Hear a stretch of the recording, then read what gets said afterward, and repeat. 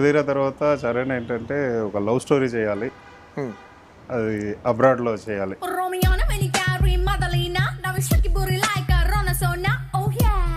ప్రేమించే కాలం ఎక్కువ అయ్యే కొద్దీ ప్రేమ తగ్గుతుందన్న ఒక హార్డ్ రియాలిటీ అది.